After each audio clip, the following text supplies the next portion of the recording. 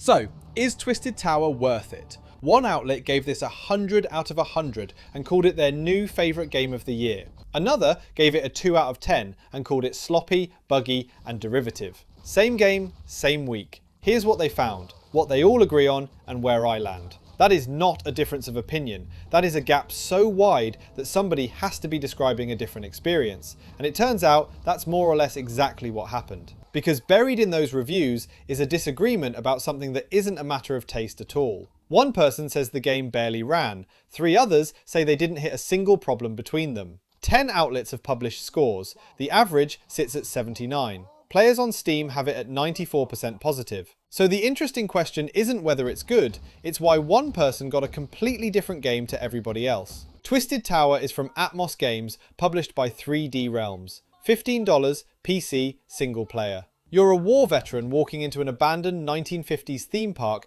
to win back the love of your life, a woman called Charlotte, held at the top of it by the man who owns the place. The park is still running, in the sense that the mascots are still walking around, and they want you dead. 5 floors, each its own themed level. A hotel, a water park, a clown casino, a carnival forest, and a space station, because at some point, the game stops pretending it has limits. You shoot your way up, you solve puzzles, you pick up toys that give you new ways to move, and you pick up weapons that are all carnival junk, repurposed into guns. 5 years of development went into this from a small studio, and that shows up in the reviews in both directions, as polish for the people who liked it, and as 5 years that should have caught more for the person who didn't. The developer markets it as 4 to 8 hours. Hold on to that number. Start with the part almost nobody argues about, because it's the whole reason this game exists. The weapons are carnival toys. A mallet from a whack-a-mole cabinet, a rubber band gun, a gun that is a gumball machine, a slingshot that works as a sniper rifle. Every one of them is a fairground prize turned into something that kills.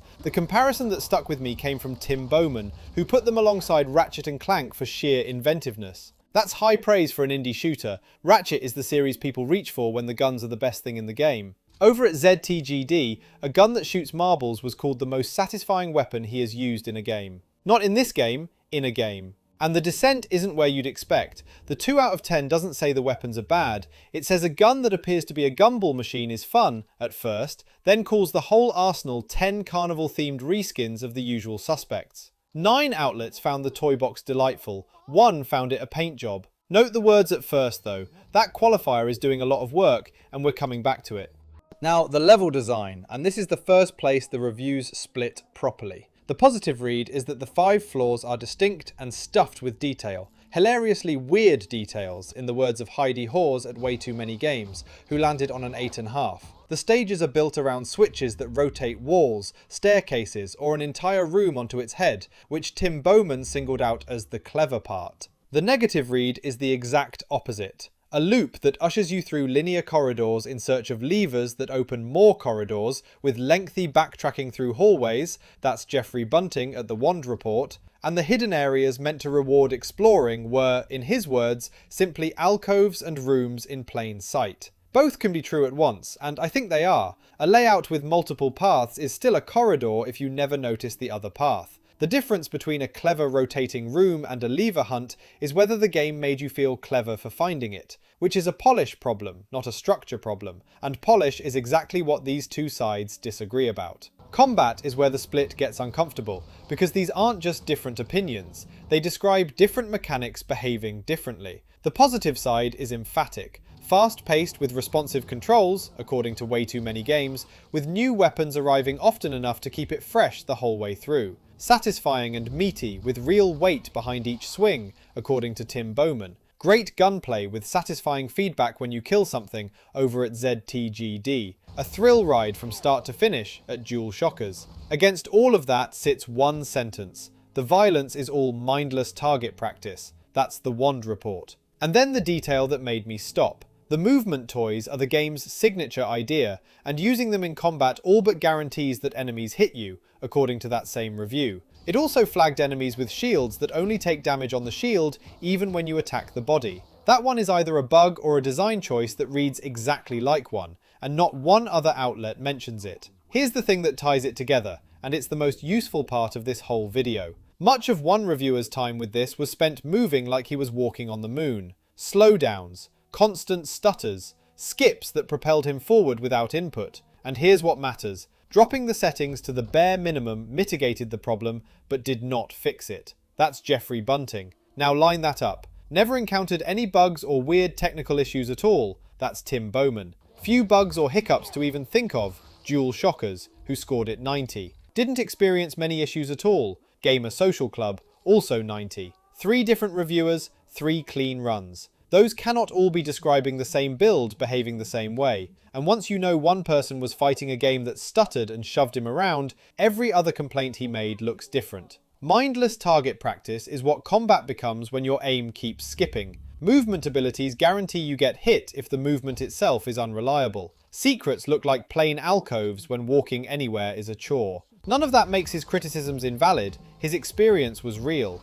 It means the 2 out of 10 and the 90s might not be a disagreement about design at all. They might be a disagreement about whether the game ran on the machine it was played on, which is a far more useful thing to know before you spend $15 than an average of 79 will ever tell you.